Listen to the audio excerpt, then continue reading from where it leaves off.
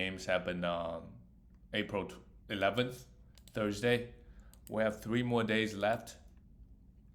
The first game is the Bulls beat Detroit Pistons 127-105.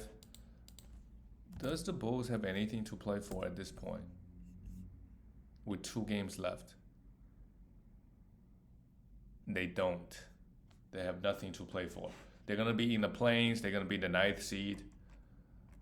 After this win, I think, I don't know if they have the tiebreaker over the Hawks. But they're looking quite okay right now, even with Zach LaVine out. DeRozan with 39 points, 3 steals, 7 assists, 4 threes, amazing. Caruso just putting up big game after big game. 10 assists, 2 steals and 8 points. Kobe White, 18 points, 6 block, 5 assists, and 4 threes. And Nikola Vucevic with 27 points, 11 rebounds, 2 steals, and block. Yeah, just filled up the stat sheet. For Detroit, again, all these guys, we talked about streaming some of the Detroit Piston guys. They have, yesterday was the day to do it with only 5 guys, right? Even Troy Brown Jr., we could have streamed him because he was been getting big minutes. Chimezi Metu played 32 minutes, 15 points, 8 rebounds, and 3 assists. They have another game on Friday today, and they have another game on Sunday, but because there are 15 games, some of these guys, I don't know if you're going to play them. Jalen Duren, of course, if you need rebounds, you got to have him, and field goal and some rebounds. Jaden Ivey, 16 points and 6 assists. And, Kate Cunningham hasn't been playing the last couple of games.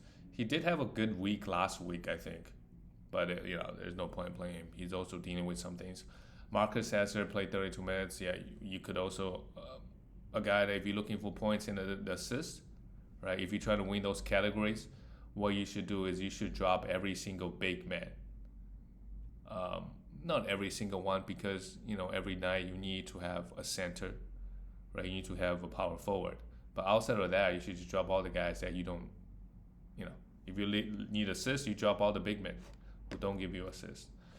Moving on to the next one, big win for the Knicks. They beat the Celtics on the road, which is big. The Knicks, they are right now the 3rd seed. Who knows? Can they make a push to get the 2nd seed?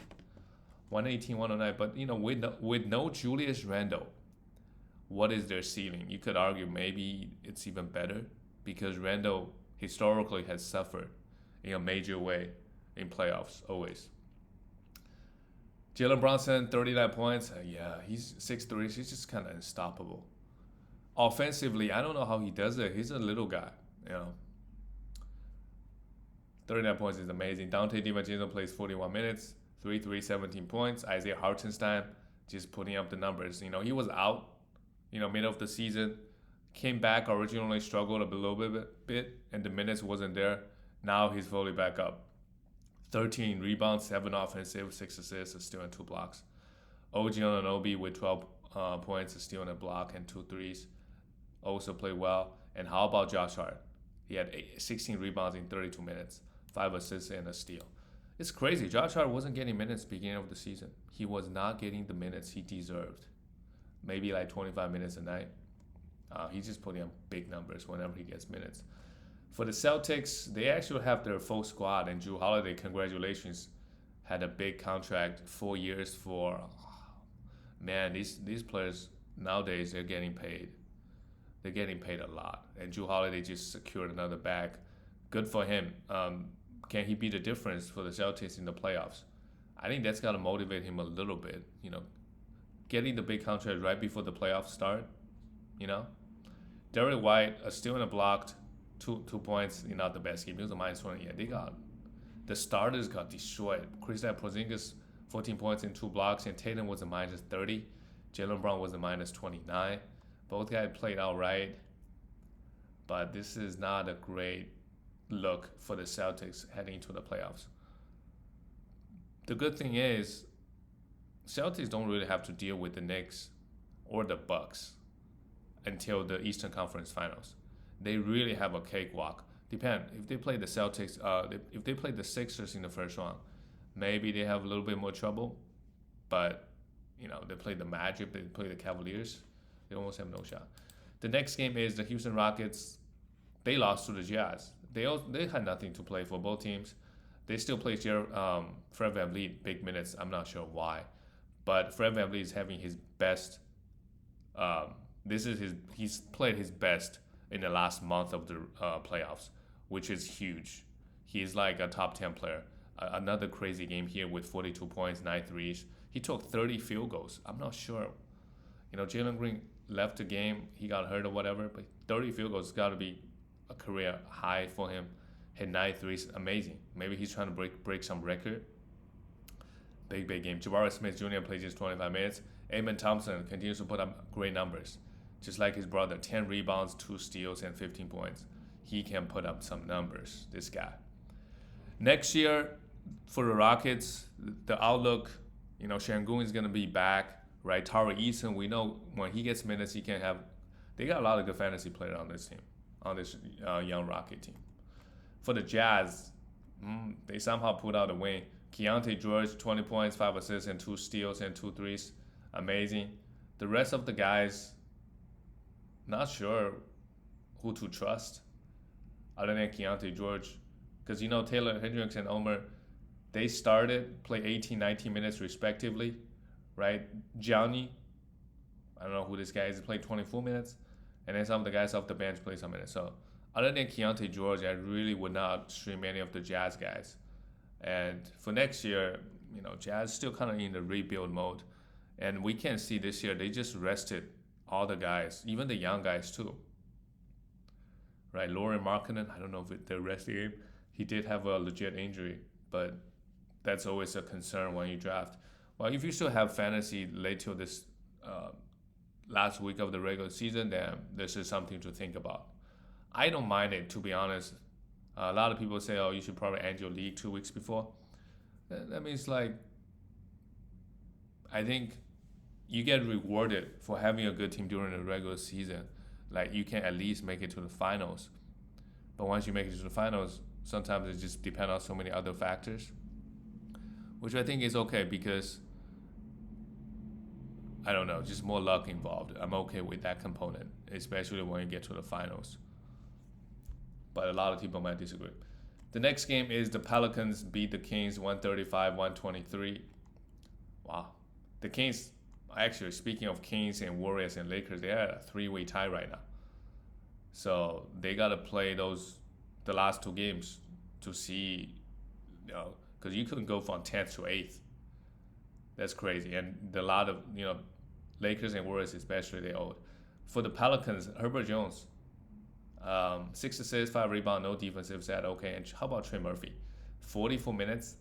They don't have Brandon Ingram, but there's no problem. Trey Murphy, the third, does just fine. 6'3", 7 for 8 from the free throw line. If you pick them up, he's been going crazy in the last month as well. Trey Murphy, let's just take a look.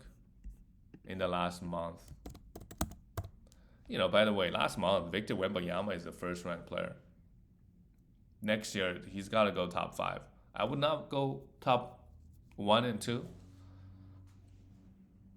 Also, the Spurs, they're a team that, any type of injury Victor might have, it's going to take him a while. This year, for the most part, he's very, very healthy.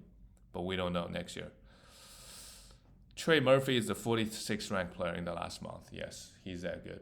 Zion Williamson, 31 points, 3 steals and a block. Zion Williamson quietly has put up a nice, this Pelican team, they don't really get a lot of, people don't talk about him too much. He's the 91st ranked player in the last month. But if he pound threes, he's much better pound threes and free throws. 26 points, 6 rebounds, 4.4 assists is not bad. And then he's getting the defensive stats, 1.9 steals and 0.9 blocks. So those are fine. Pelicans with this win, they are, the 6th seed. Don't think they can catch the Mavericks. So they kind of locked in. They're playing Thunder in the first round, which could be interesting. All Western matchups are interesting. For the Kings, another bad loss. They pumped up De'Aaron Fox's minutes. So Fox is a +3, 33.8 assists and 2-0. De'Aaron Fox has been amazing as well in the last few weeks. Fox, 13th ranked player. 25 points, 6 rebounds, 6 assists with 2.3 steals, mainly the steals numbers. And he's playing all the games because the Kings, they need to win games. Sabonis, 18 points, 10 rebounds, and 2 steals, played also okay. Some of these guys, Keegan Murray, Harrison Barnes, because there's only 5 games, right? They all deserve the stream. The last game of the night, really no surprise there. Warriors beat the Portland Trailblazers. The Warriors need this win. They need to keep winning. Clay missed the game. Clay also played well. Even though he didn't play here, he played well last month. Curry, 22 points, 8 assists, 7 rebounds, a steal, and 2 blocks. Curry has not had the best second half of the season, but I remember last time during the regular season he wasn't so good. It was during 2020, and he ended up going crazy in the playoffs. So Chris Paul got the start, not the best one, but still had to steal and a block with 4 assists. Trayson Jackson-Davis, if you need the blocks, he's the guy. He secured a lot of blocks for you, again, with 4 here, especially playing a bad team like this. 27 points. So they're sticking with, Draymond Green was out. But even when Draymond plays, Kuminga would come off the bench. So Jackson-Davis has, gave Steve Kerr another option. Sometimes they start him, give him 25 plus minutes, and he's been doing well. He was a minus 11 here. But he's been doing okay. Jonathan Kuminga, 19 points, okay. For Portland Trailblazers, yep, Scoot Henderson is the guy that we want. 12 assists, 2 steals, 18 points. Happy about that. But, of course, the 9 turnovers comes with it. 7 for 20. Scoot Henderson is just not good. He went second pick. This year, the quality of first pick and second pick is crazy. Because Portland could easily have the first pick and just drafted Victor Wembanyama. Instead, they got this guy, Scoot Henderson, who's obviously not good. Guy's very young, but we'll see. Jabari Walker, 17 points and 16 rebounds is absolutely huge. So, of course, you got to have him at least for rebounds. DeAndre Ayton, big game here, 25 points and 11 rebounds, 3 steals and a block. Ayton, I think, whenever he played this year, he's been really good. 15th ranked player in the last month, averaging 24 points and 12.5 rebounds. Yep, that sounds about right. And he's just not going to be a big block guy